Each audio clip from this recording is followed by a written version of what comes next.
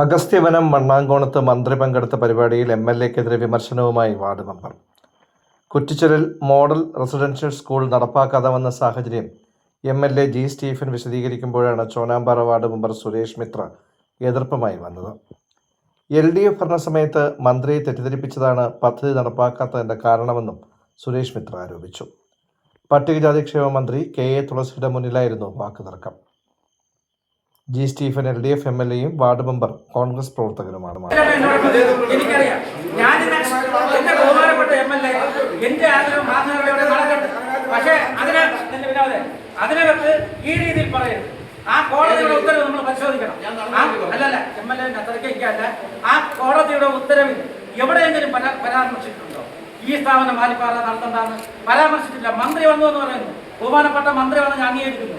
മന്ത്രി വന്ന് 2022 ഫെബ്രുവരി മാസം 17-ാം തീയതി 2022 ഫെബ്രുവരി മാസം 10-ാം തീയതി കഴിഞ്ഞ ഭരണസമിതി എടുത്ത തീരുമാനം എന്താണ്?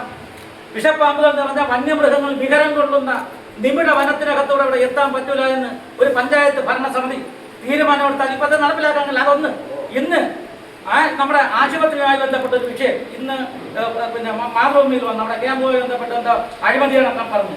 ഈ അഴിമതിക്ക് പരാതി കൊടുത്ത ഈ പഞ്ചായത്തിലെ ഈ പ്രദേശത്തുള്ള ഒരാളല്ല, എവിടെയുള്ള ഒരാൾ വിവരാശം കൊടുത്ത് ഇവിടെ നടക്കുന്ന മെഡിക്കൽ ക്യാമ്പിനെ കുറിച്ച് വളരെ മോശമായി ചിത്രീകരിക്കുന്നു. അദ്ദേഹത്തിന്റെ ഉദ്ദേശം എന്താണ്? ഈ സ്കൂളുമായി ബന്ധപ്പെട്ട് രക്ഷിതാക്കൾ കൊടുത്തു എന്ന് പറഞ്ഞു. ഏത് രക്ഷിതാക്കൾ കൊടുത്തു?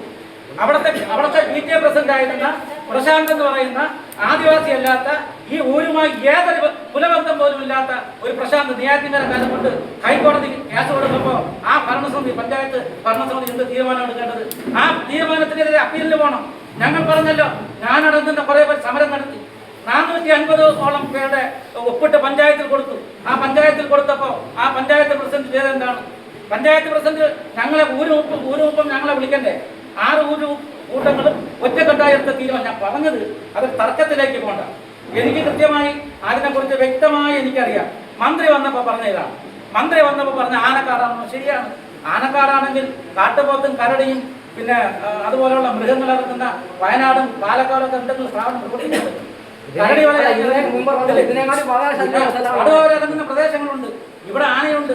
അവിടെ വന്നപ്പോൾ മന്ത്രി വന്നപ്പോൾ പറഞ്ഞത് ഈ വനമേഖലയിലെ ഏക ആനക്കാല അവിടെയാണല്ലോ. മന്ത്രിയോട് പറഞ്ഞ് ആരെ ധരിപ്പിച്ചിരിക്കുകയാണ്. മഴ പെയ്തു കഴിഞ്ഞാൽ വെള്ളപ്പൊക്കമാണെന്ന് പറഞ്ഞു. മഴ പെയ്തു കഴിഞ്ഞാൽ ആറ്റിൽ കൂടി ഒഴുകുന്ന വെള്ളമല്ലാതെ ഒരു തുള്ളി വെള്ളം ആ സ്കൂളിരിക്കുന്ന സ്ഥലത്ത് കയറത്തില്ല. അതുപോലെ ഇങ്ങോട്ട് വരുന്ന 2-3 ചപ്പാത്തുകളുണ്ട്. ആ ചപ്പാത്തുകളിൽ മഴ പെയ്തു കഴിഞ്ഞാൽ മലവെള്ളം ഇറങ്ങും. ആ ഇറങ്ങിയാൽ 1 മണിക്കൂർ അല്ലെങ്കിൽ അരമണിക്കൂർ നിൽക്കുകയുള്ളൂ. മന്ത്രിയോട് പറഞ്ഞ എന്താണ്? ഇത് മഴ പെയ്താൽ മലവെള്ളം ഇറങ്ങിയാൽ ആഴ്ചകളോളം സെറ്റിൽമെന്റുകളും ഈ നാട്ടും പ്രദേശമായി ഒറ്റപ്പെട്ടു പോകുമെന്ന് പറഞ്ഞു. പിന്നെ അതിൽ പറഞ്ഞത് കഴപ്പുണ്ട് എന്ന് എനിക്ക് തോന്നിയ ഒറ്റ കാര്യം മാത്രമേ, ആശുപത്രി ഇല്ല എന്ന് പറഞ്ഞു. ആ ആശുപത്രി തുടങ്ങണമെങ്കിൽ ഈ നമ്മുടെ ട്രൈബൽ ഡിപ്പാർട്ട്മെന്റ് നിസ്സാരമാണ്. ഈ സ്കൂളിന്റെ 2022 ജനുവരി മാസം 1-ാം തീയതി ഇതിന്റെ പ്രാരംഭ പരിപാടികൾ ആരംഭിച്ചതിന് ശേഷം ഞാൻ ഇപ്പോഴും പറയാം, ഈ പ്രിൻസിപ്പളായിട്ടുള്ള ഈ MRSന്റെ പ്രിൻസിപ്പാളായിട്ടുള്ള ഷാനിമോൾ എന്ന് പറയുന്ന ഈ ഒരു മേഡം, ആ വനിത അവിടെ ഇരിക്കുന്നിടത്തോളം കാലം ഈ സ്ഥാപനം നശിച്ചു പോവുകയും ആ ഷാനിമോളുടെയും ഈ പ്രശാന്തിന്റെയും കുറെ ഇവിടെയുള്ള രക്ഷിതാക്കൾ പലർക്കും ഈ സംസ്ഥാനത്ത് ഇരിക്കുന്ന 26ഓളം സ്കൂളുകളുണ്ട്. ഈ 26 സ്കൂളുകളും സംസ്ഥാന തലത്തിലുള്ള സ്കൂളുകളാണ്. പാലക്കാടും വയനാടും അട്ടപ്പാടിയും ഇടുക്കിയിലൊക്കെ ഉള്ള ഒരു സ്കൂളിൽ പ്രിയപ്പെട്ട MLA മന്ത്രി ഇവിടെ നിന്നും ആരും പോയി. ഈ സ്കൂൾ വന്നെങ്കിലും സംസ്ഥാന തലത്തിലാണ്. ഞാൻ പറയുന്നത്, ഞാൻ ഇന്നും പറയാം, ഞാൻ ഈ കാട്ടിനകത്ത് ജനിച്ചു വന്നവനാണ്. ഇത് 3-ാമത്തെ ടൈമിലാണ് ഞാൻ മെമ്പറാവുന്നത്. ഞാൻ പറയുന്നത്, നമ്മുടെ ആൾക്കാർക്ക് വേണ്ടിയുള്ള സ്ഥാപനങ്ങളുണ്ട്, അതെങ്കിലും സൗകര്യപ്രദമായ സ്ഥലത്ത് വയ്ക്കട്ടെ. വന്നു കഴിഞ്ഞ് ആ ഒരു സ്ഥാപനം വരുന്നതോടുകൂടി ആ പ്രദേശം മാത്രം മാറുകയാണ്, അവിടെ ആൾക്കാർ മാറുകയാണ്, സ്കൂളിന്റെ ഒരു അന്തരീക്ഷത്തിലേക്ക് നമ്മൾ ഇവിടെ പോവുകയാണ്. അത്തരത്തിലുള്ള മാറ്റങ്ങൾ വന്നാൽ ഇവിടെ മാറും. നാട് മാറുമ്പോൾ ഊരുകളും മാറണം. വികസനം എന്ന് പറയുന്നത് ഇതൊക്കെയാണ്. തിരുവനന്തപുരം സിറ്റിയൊക്കെ ഒരു കാലത്ത് കാടുകളായിരുന്നു. അതും മാറി ഇത്തരത്തിലുള്ള സ്ഥാപനങ്ങൾ വന്നു. എനിക്ക് തർക്കത്തിലേക്ക് പോകണമില്ല, എനിക്കറിയാവുന്നത് ഞാൻ പറഞ്ഞു തന്നെ. ഇതാണ് ശരിക്കും നടന്നത്. കിട്ടാൻ വേണ്ടിയാണല്ലോ ആ സാധനം ഇവിടെ വന്നത്. അല്ലെങ്കിൽ പിന്നെ ഇപ്പൊ